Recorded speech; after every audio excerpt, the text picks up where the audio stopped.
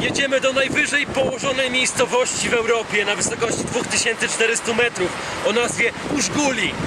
Lokalni kierowcy mówili: my friend, dangerous road, you have to pass river many times, it's extreme, no gas, take taxi. Ale my się nie poddajemy, jedziemy z Clipperem 40 km do tej miejscowości. Pojawiła się pierwsza przeszkoda, rzeka przepływająca przez jezdnię. Zobaczymy, co będzie dalej.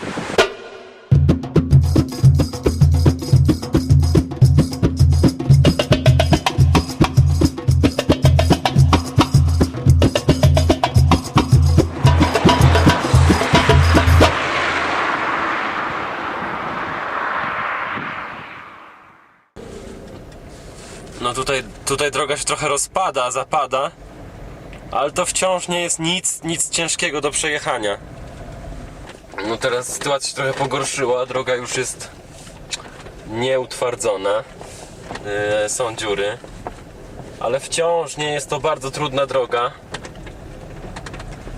Zostało nam tylko 5 km do celu i zobaczymy, jak to ostatecznie wygląda i podsumujemy tam. Wąsko, ale przejezdnie, nie ma dużych kamieni. Na niskim prześwicie bez problemu można jechać. Teraz nas czeka taki przejazd przez wodę. Wygląda na możliwy do zrobienia. Tutaj do lewej strony trzeba będzie.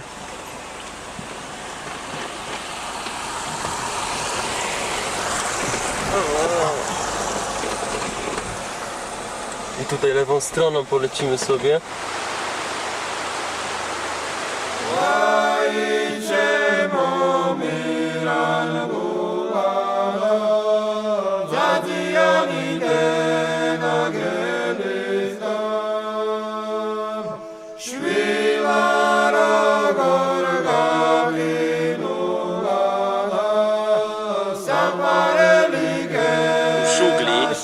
W języku gruzińskim oznacza pozbawiony strachu.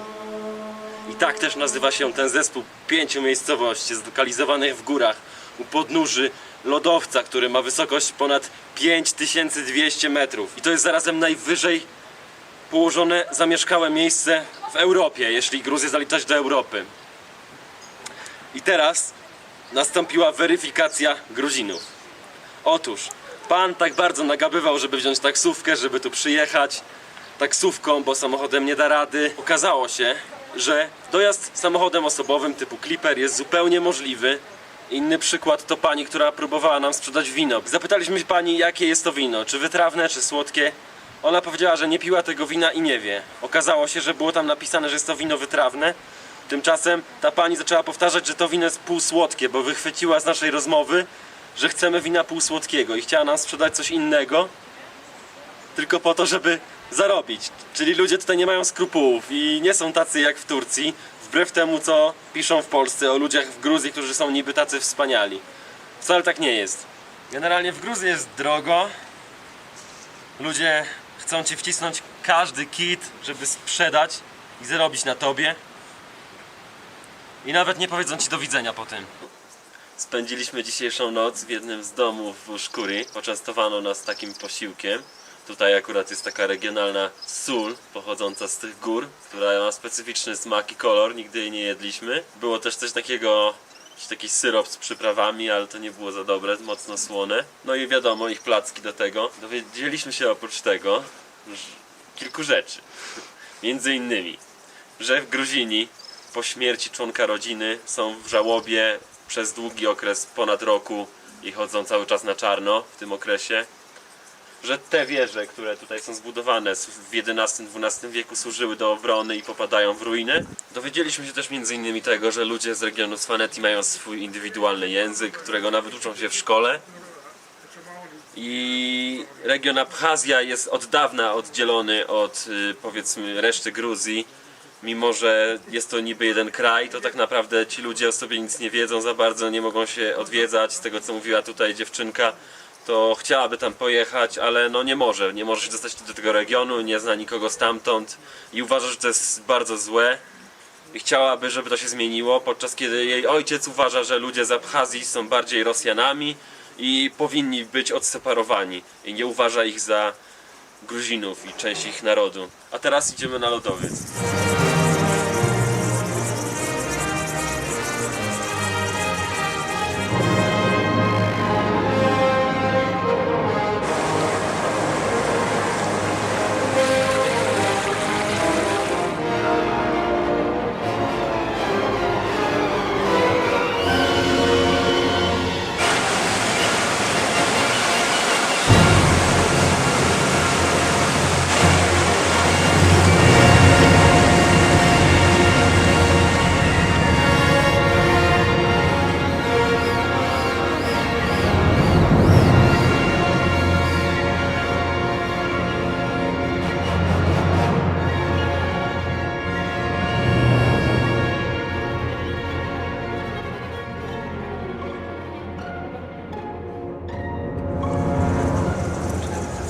przelecieć.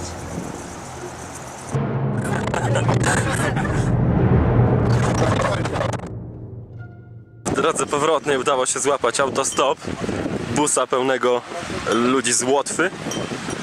Teraz właśnie przejeżdżamy przez rzekę, musieliśmy wysiąść, żeby trochę odciążyć samochód. Widzieliście, jakie tu są dziury hardkorowe. Przy okazji przepędzić trochę krów.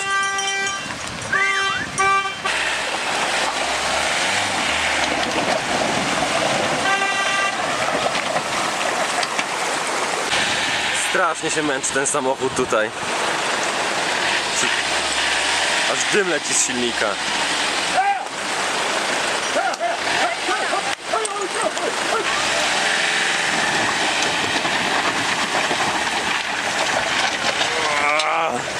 Poszli my.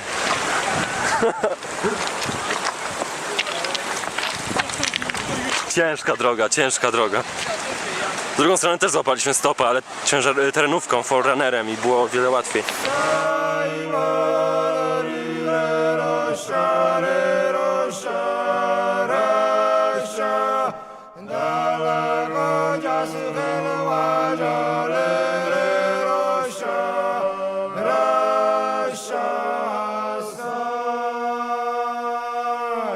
Musieliśmy wrócić do Mesti, ponieważ dalsza droga z Użguli Clipperem jest niemożliwa. Zanim wyjechaliśmy z Mesti, kierowcy mówili, że nie możemy dojechać Clipperem do Użguli, ponieważ droga jest zbyt ciężka, rozwalimy auto, tak jak wspominałem wcześniej.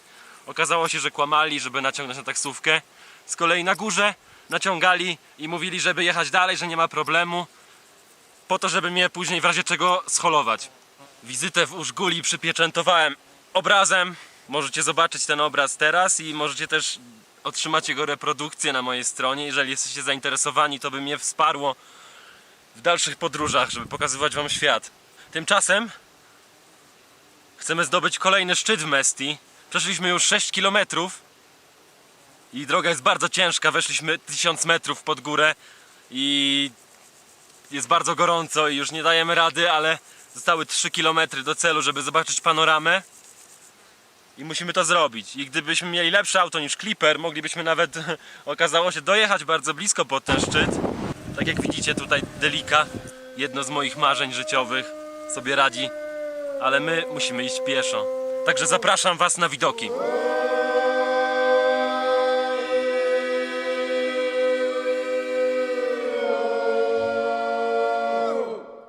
Jeśli tutaj pojedziecie, to zobaczycie dzikie konie i zobaczycie możliwe, że tak jak my, ludzi, którzy próbują je ujechać i później pewnie zawłaszczyć.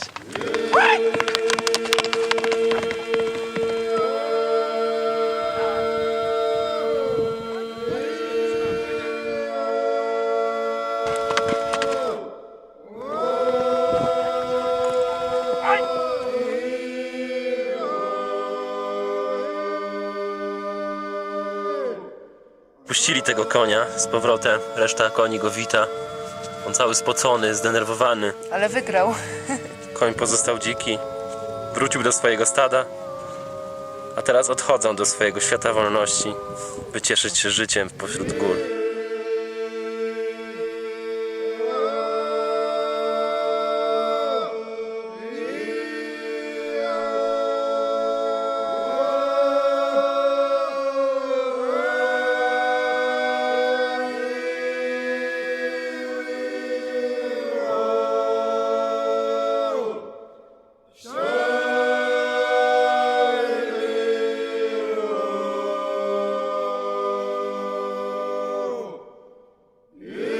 Tam widać szczyt, który ma wysokość 4700 metrów. Tam masz kolejny taką kopułę, taka opływowa góra. To wszystko jest tak wysokie, nigdy nie widziałem takich gór.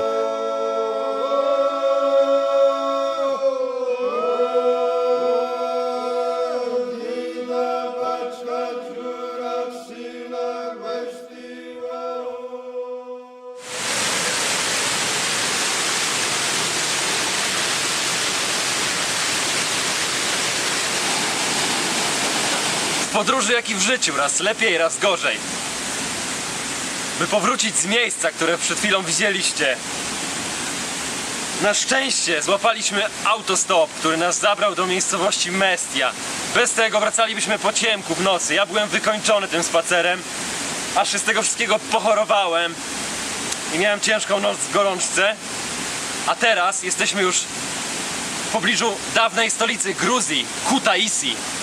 A to jeden z wąwozów, który możecie znaleźć w okolicy. Niestety wejście, jak wszystko wokół, jest strasznie drogie, strasznie tu doją, kroją, ale znaleźliśmy dojście takie od tyłu, przez krzaki i też możemy doświadczyć tego miejsca darmowo. Jadąc autostopem dowiedziałem się także na temat Abchazji nieco więcej. Otóż jest ona okupowana od 30 lat i na przykład babcia pani, która nas podwoziła, mieszka w Abchazji i nie mogą się odwiedzać nawzajem. Pani powiedziała, że ludzie mieszkający w Abchazji żyją jak więźniowie. A mało tego, także region Svaneti, w którym byliśmy wczoraj, prawdopodobnie zostanie okupowany przez Rosję, ponieważ znajdują się tam złoża złota, z tego co mówiła ta pani. Tu nawet damy radę zejść na sam dół do wąwozu. Ło. Lepiej wyłączę aparat, bo niebezpiecznie. Proszę, tutaj niebezpiecznie widać, ale idziemy.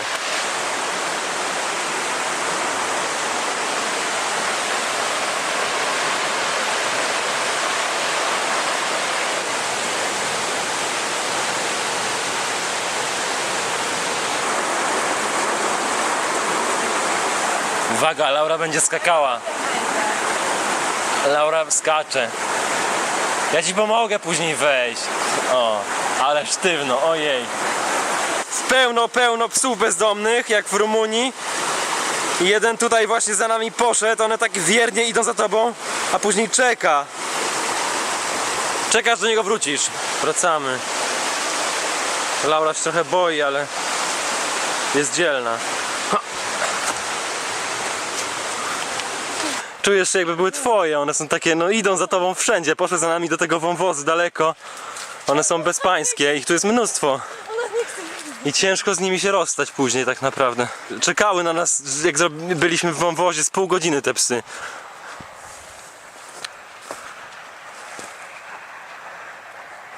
Dobra, tutaj tak wygląda wejście tutaj komercyjne do tego wodospadu. Pełno biznesów, ludzi, którzy chcą ci sprzedać rzeczy bardzo drogo. Tu masz visitor center, a jak pójdziesz tamtą drogą, to masz to miejsce, w którym byliśmy. Mamy już więcej, jeszcze więcej psów mamy teraz. Mamy już 3 psy. A jakoś wyczuwają chyba dobre dusze.